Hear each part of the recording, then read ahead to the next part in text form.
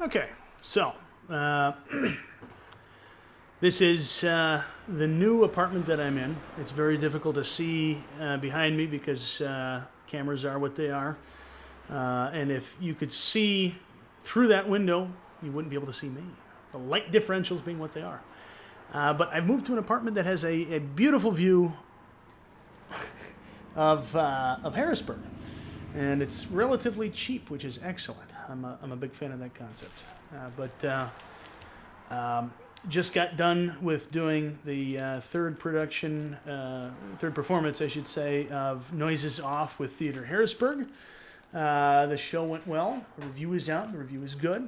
It's very nice. I'm currently icing my knee because in the process of doing the show, I ended up cracking my leg on part of the set. To humorous effect, I would add. But that's somewhat uncomfortable, and I know that I'm going to be hobbling around tomorrow anyway, so might as well reduce the swelling to the extent I can. Beverage-wise, as per usual for these particular podcasty things I've been doing, is Maker's Mark and lemonade. It's very similar to, say, a whiskey sour, but just not quite as sour. Makes me think quite a bit of the type of sour mix that they have up in Minnesota, Wisconsin, and Iowa, which is very, very different from the sour mix you find in the Mid-Atlantic.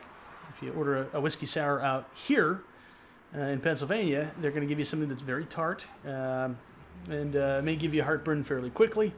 If you order a whiskey sour in the upper Midwest, then it's going to be basically a whiskey drink, but it's sort of like a lemon soda almost, a sour lemon soda. And to add a little more tartness, they may take a lemon and go around the rim of the glass or something like that. But all in all, it's very refreshing. A little more easy to drink on a hot day than a whiskey sour might be. And this kind of reminds me of that, but without the bubbles.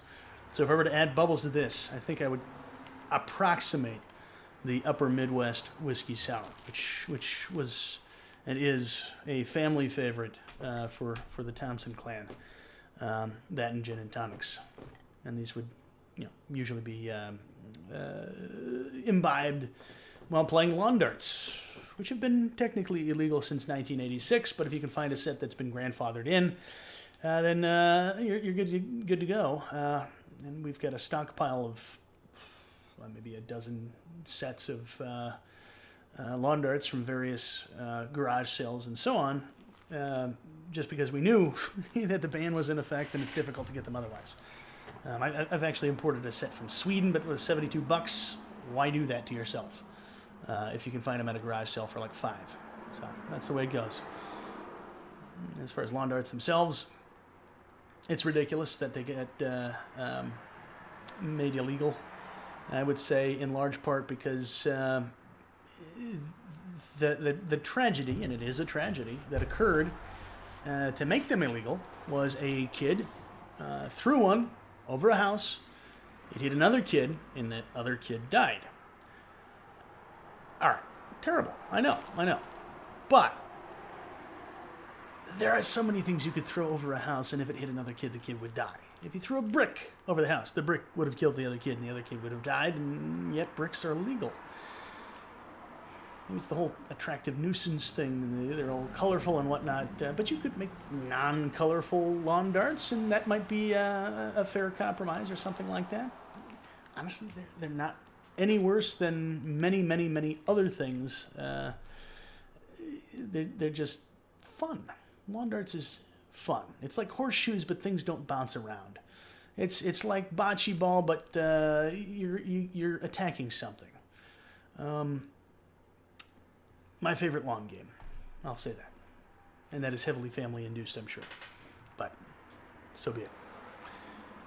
So, apart from that, the Vikings have just won their first game of the season. I'm very happy about that. So they're 1-0, and I wish them well in the future. As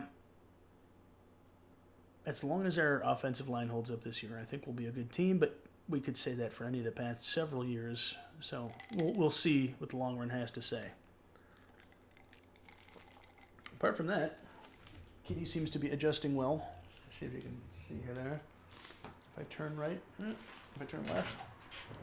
Oh, there she is.